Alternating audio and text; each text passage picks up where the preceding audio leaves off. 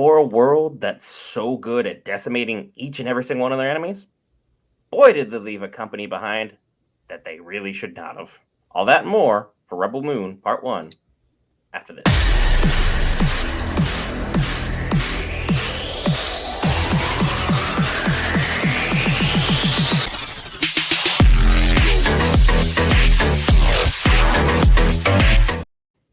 All right, guys, Brent here back with Will for Geek Variants. We cover all things Marvel, DC, Lord of the Rings, anime, gaming, and more. This time, Rebel Moon Part 1, the Netflix special with our very own Zack Snyder returning to do his best space fantasy. But before we get too far into the details, let's hit people with the review that they really want. And I'm going to start with you, Will. Is this a good movie, and where would you rate it out of 10? Is it a good movie? I think it's okay. Um, I think he had something going, but I think it needs more. Rated out of 10 right now, I give it a 5, 6, somewhere in that round. Like I'm not happy. Just A lot to discuss there. Because, like, this movie reeked of everything of Zack Snyder that he's ever done. I don't think he's ever developed as a director, and you can take that to the bank with everything that happened in DC too. I'm looking at you, fanboys. I am very aware you'll come out and try and defend him to the tooth and nail. But he does the same slow mo action sequences in everything he's ever been in. speed ramped. Everything is too in depth at times, and honestly, this movie was kind of slow. Like, I actually really like the space fantasy. The space fantasy genre appeals to me. I enjoyed the film for what it's worth, but like Will said, maybe the critics got this one right. This looks like a 5 out of 10 for me. Like, there's a lot of stuff that could have improved upon, even though they had a hell of a cast. But before I go on a rant, Will, give us some snippets here from the film that you like, some that you didn't. Let the people know how you feel. Um, well, I think with this, I mean, there's a lot going on, and he's trying to tell a story, but I feel like the story falls flat. A lot of the character, like I'm not invested. A lot of the characters are done too quick to really get a beat on any of them. We started off with Cora, which again we're gonna learn about her as we go. So I kind of get her being kind of dry in the beginning part to kind of lead into that. But we show up, we got the overly aggressive soldiers, so that they're just trying to get their rocks off. We got the robot Jimmy. He's just kind of there, and apparently he gets emotional. I guess a little bit about it. He feels emotion some type of way. Not sure how that works. We get more on Korra backstory, and then after that, it's literally it feels like a video game. Like we're literally planet hopping to just pick up new characters to join the team, and then it feels like at the end of it, I'm gonna get to select which 3 characters come with me to fill out the roster. I don't know. Like no one seemed to have any particular talents that really suited anybody outside of the general. I mean, he's a tactician, so that's something to say in itself. Uh, but it seems like everybody can fight and hold their own with the general gunplay. Um, yeah, I'm not thrilled with a lot of these characters. I mean, the main thing that gets me so that is that the characters were so dry, and it's just stupid mistakes made. Like why would you make a bet with Tarek about the thing and pretty much your bounty could have just flown off and that would have been it.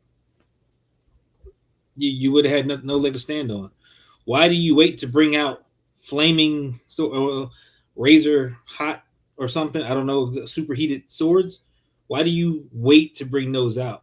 Why not start with those? Pretty sure in Star Wars, they bring out a lightsaber like it's gonna hurt. I'm gonna use a regular blade to cut people until oh, let me use the superheated function that I have in the last like stuff like this is just kind of bugging me, and that's why I was like it drug for no reason, no reason at all, and it's gonna continue to bug me because I know he's setting up for the Snyder cut. The Snyder cut is going to be the longer version of this, where we get more flushed out stuff, and that's where stuff is going to come into play. Why just not release the whole thing as it is instead of giving us this watered down version, which really isn't anything worthwhile? Because what they needed to do is if they wanted to do this whole Snyder Cut route, which, honest to God, I'm so tired of hearing about the Snyder Cut on everything. We don't need director's cuts. Some things are cut for movies because they didn't belong, or they were poorly shot, or they don't fit in with the rest of the flow of the story. That is exactly what happened here. It was cut, paste, cut, paste, cut, paste. And these characters, as cool as they were at times, and as exciting as some of the action sequences were, I barely know their names. I barely know their stories. I barely care that they exist. So when all of them got captured, do you know what happened for me? All right, cool. They're all going to die. This is going to be a lot like Rogue One from Star Wars. Cool. You have your martyrs, you have your victims. It sparks the war. And then we had this long, drawn out, horribly and inefficiently on any tactical basis done. I am a civilian, just so we are all very clear here. People who have actually been in real combat and experienced things would look at that fight that broke out in that skirmish and would have laughed at the level of inefficiency, stupidity, and just downright boneheaded decisions that were made from any militaristic standpoint throughout the entirety of this film, which is why I get where you're coming from. Because if you even played video games for longer than maybe 30 minutes, you could have dissected all of this film and be like, this is why that doesn't work. This isn't how that works. None of this makes a lick of sense. Here, let me wait for them to power up. What is this, Dragon Ball Z? I've been growing up with this. This doesn't make a lick of sense. That just jump in. Just jump in. Wait for it. No, the scene where the Blood Axe, and don't get me wrong, I like Darien Blood Axe. I liked it. That's Ray Fisher, right? I liked his character. He's one that he stood out a little bit for me. So I liked him. But Of course, he had to die but yeah, of course he had to die. But here's the thing. He makes a running sequence, get the slow mo and everything, after he through stopped running while being shot at. all the fighters that are shooting at the other guys completely ignore him. He's running in the opposite direction. They're standing. I see three guys in one shot. None of them look his way. They're all tunnel vision out that way. This dude grabs this little pole, runs up, and goes to And stab. misses. Now, this is a spaceship, and he just stabs through the ship. This is designed to be in space, where you got several things, space debris, and also stuff that can hit this ship at any point in time. And this plexiglass freaking window that he just shatters with no problem whatsoever. And instead of going center mass, like in the military, we're taught to shoot center mass, he goes for the head, misses, gets killed, but still has the wherewithal to re-stab and kill the guy. But here's the other thing. This is a gunner seat. Like, this dude is a gunner. Why does he have controls inside the gunner's cockpit where he can turn the whole ship and crash the thing? It doesn't make any sense to me. The pilot should be doing that. And with a ship this big, so that I assume you're gonna have what Millennium Falcon. You got the certain guns that you can fire on the front, and then what? You got to have Luke and them run to the other, to the little Yeah, because spot and get the you have a guns. gunner spot at the top, you have gunner spot on the side, and the cockpit is here. These Yeah, guys don't shoot. You fly, you yell at everyone else to shoot. Even it if doesn't. Star Wars is able to get this right in the 70s, how in the year 2023, 50 years later, does Zack Snyder not figure out that a gunner should not be a pilot? Do you know how annoyingly stressful that would be to have to fly and shoot at the same exact time? This is why, even in today's military, not space age advanced, regular military, there are gunner positions everywhere. Do you know what they don't do? They don't pilot the dang ship. So there were so many simple mistakes that I don't think Snyder genuinely took the time to even consider that this could be, a useful function. Just he needs one guy to look at him and be like, you get that that's not how this works, right? You understand basic militarism? Because you just need one guy. He doesn't even have to be a super expensive guy. Just say, hey, I need you on set for maybe for a couple hours. Here's what I got. Here's the buffet. A couple $100. It, Tell me what I did wrong. it just gets And he because of didn't take the time for it. Is it like I could buy it for if the guy was sitting center mass in the ship, right, and sort of thing. But it was two gun wings on. That's what I was looking at. It was two gun wings when the thing flew up, and this guy was in the right one because it peeked around the corner and started firing. It wouldn't bother me now, again if it was like, yeah, main pilot was in there and then you did all the stuff. Still, through the glass was stupid, but you would have had something to go off of. This one just didn't make any sense to me whatsoever. And just with the rest of the movie, like all the characters and stuff are trying to have their shining moments and stuff, but some of the stuff was pointless. Like the bird thing, whatever it was, that served very little purpose. Literally, The thing ride about it, the you get your Bennu, freedom, and it sticks around. Like what's like, bring it on a ship, bring it with you. That thing will be useful in battle. and like the crazy thing is, when Tarek got flown off that Bennu, when his spine hit a rock at that speed, do you know what happens? You don't bounce back up and jump on this thing. You're paralyzed. So again, unless this dude who we couldn't find a shirt for the rest of the film for I don't know what reason, congratulations on your abs, but it seems superfluous to everything else going on because we didn't give you any layer of substance to your character. So a shirt, why not? Why bother? We're in They got to space. have We the can't shot. afford those either. No, he had a cloth. Remember when he's getting on the ship, he take a cloth and he threw it this way and then this way, so his abs were exposed. And don't get me wrong, walking around with freaking abs, like I'd probably do the same shit he's doing. I'm not even mad. Like I would do the same stuff that he's doing without thinking twice about it, just because I'm being funny. But it's the simple fact is like again, all this comes to Snyder's his speed ramping, his statuesque shots, his overkill of CGI because a lot of time when those bullets were firing, it seemed like so much flare was going on. Like I couldn't see where the bullet was firing from. If you're going to slow mo, I want to see like the bullet fly out the chamber and go hit a target, something like I don't know. Do it I'm like just how gonna. Kingsman did it. Kingsman Do it did it how fantastic. Sherlock Holmes did it, back in like 2008, 2012, somewhere in there. I was in high school when that movie came out, and they got slow motion done right. They even had inner monologue done right. Oh, wait, they also had a story.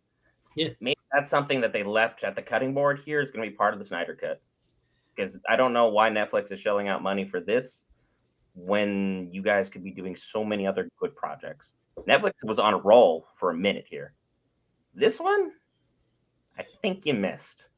I think Netflix has the current problem of they're pushing content like they want content because again, when it's original content from Netflix, I think they have more to it, they can do more with it, as opposed to if it's something else. Because again, it comes down to paying royalties to certain things and stuff. Remember, we had this whole strike movement happen, and everything was about people getting what they're owed, and it seems like okay, well, we're just going to shell out a lot of content on our own, stuff that we own the rights to or that we do. And again, a lot of it's half baked. Like some of the projects good. Like Old Guard wasn't bad. I say I like Old Guard. Old Guard had something going for it, and they Some of the set it live for it action too. animes have The been live good. action animes started off rough. They did a lot better. Again, One Piece and Yu Yu Hakusho, they're doing fantastic, and we got others, Avatar on the way. So it's like they're putting in work. As it, a lot of good ones were done again with like the Way of the House Honey, Way of the House Husband, and they're setting up for again the Full Metal Alchemist. Like all that stuff was really good. So Netflix knows how to do some stuff. I just think that they've been rushing a few things, and there should be no reason that this product should get. It feels rushed. The entire movie feels rushed. So I don't know if it was on Netflix's end or Zack Snyder's end, but as Netflix, I think you'd be like, hey, let's watch this. Hold up. Like I know you're Zack Snyder, but let's go back and take another look at it and just let's fix some things. Do some reshoots, whatever, because we got a part 2 of this coming out at some point in April, I think, or whatever. And right now, I have no idea how it's going to connect to the people who made it back home and the guy, the robot running around with antlers on his head. Like, what's gonna happen next? I'm curious You didn't leave because enough open-ended questions, or there wasn't enough of a story to get me hooked. All we know is Bartholomeus, if I that is even is his name, wants to get what's her face back, Cora. Like Arthur that's it. is Cora is Arthur. Freaking that's Borelius.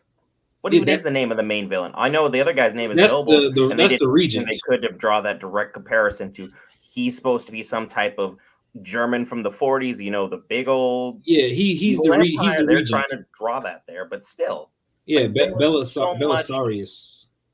Yeah, Like you went for Belisarius, I think. themes, you had core elements, you tried doing Star Wars, and you couldn't even whimper out a quarter of what Dune presented to us. That's what this is. And I have high hopes. I want all space fantasy to be good. Space fantasy is fantastic. Anything involving futuristic stuff or stuff that depicts old medieval fantasy, I'm in for. I'm that guy. I'm your target audience. And I'm horridly disappointed with what we have put on the board here today. Zack Snyder, I don't know what to tell you. I don't know who's going to go to bat for you for this. Sure, you probably made a mint, but this is a down year for content unless you're in anime. The biggest thing coming out next year is probably going to be Deadpool 3. That's it. That's the only big competition you have other than maybe House of the Dragons or The Boys in the summertime. Those are TV shows. Those ain't even movies. There was no rush for this. You could have easily dropped something a little bit better, but you just didn't. And I don't have anything else really to say other than you had a great cast. Some Great of the action cast. sequences were cool at times, but Action sequences had some moments. They did have some moments. The cast was great. I don't think anything was wrong with the casting. I think the casting was fine for what it needed to be. I think Snyder needed to give them more to that they can work with to actually get some stuff across. Because I feel like stuff was cut out. Like again, you need to have an emotional connection with some of these characters to understand what's going on. And the fact that you got Anthony Hopkins in this movie for 20 for 20 seconds, maybe, and that's it. Like I'm trying to figure out what, like I would like if I got to pay Yeah, the Anthony guy Hopkins from for that stuff. biker show, he was I got cool. I liked him what? in the trilogy role. Freaking Kai. Charlie Hunnam. Yeah, great actor. He was there, so that was great to see. And so that like he was great. And the cast is good, but again, there's several things going on. Like Sam, the girl in the beginning, what's up with her? I think that she's the daughter of the royal family that that the old freaking Cora ran away with. She had to rescue her or something when all the assassination stuff went down. And I think Cora took Sam and ran away with her to protect her. So I think she's like the life giver. You got the scar giver, and she's probably like the life bringer because it looked like she brought a dead bird back to life at some point. So I think that that's her. And also trying to figure out what happened to the other soldier who was still at the place when all the soldiers got killed. Like he was still there. I saw no more of him. That would be Am a I also valuable. the only one during that flashback scene? Whereas like she's mourning her lover, Cora is. Hmm. There's still people on the ship. What are you doing? In military combat, you leave people on the ship when you're landing, to go infiltrate somewhere. You just hang out there, just land in enemy territory, stay there. Again, another tactical thing. I know it's part of a small and very minor plot point, but these things matter in terms of realism. And Zack Snyder, you have not been good since 300 or Watchmen. Do you know when those came out? When I was in middle school. I'm 30. You need to get this right. This is embarrassing at this point. Yeah, that's it. I'm done with it. I'm waiting for part two, and I'm sure the Snyder cut will show up somewhere in there somewhere. I don't know. I'm sure Twitter with the next 20 minutes will say he was somehow defrauded, cheated out of time, debudgeted. The writer strike impacted this. There'll be an excuse. As for you, if you listen to us for 18, 19 minutes talk about this and you have not subscribed, I don't know what your excuse is. You clearly like what we had to see, and we have a lot more coming down the pipe for you, the viewer. I've been Brent with the man, the myth, the Marvel, Will Parker. See you in the next one.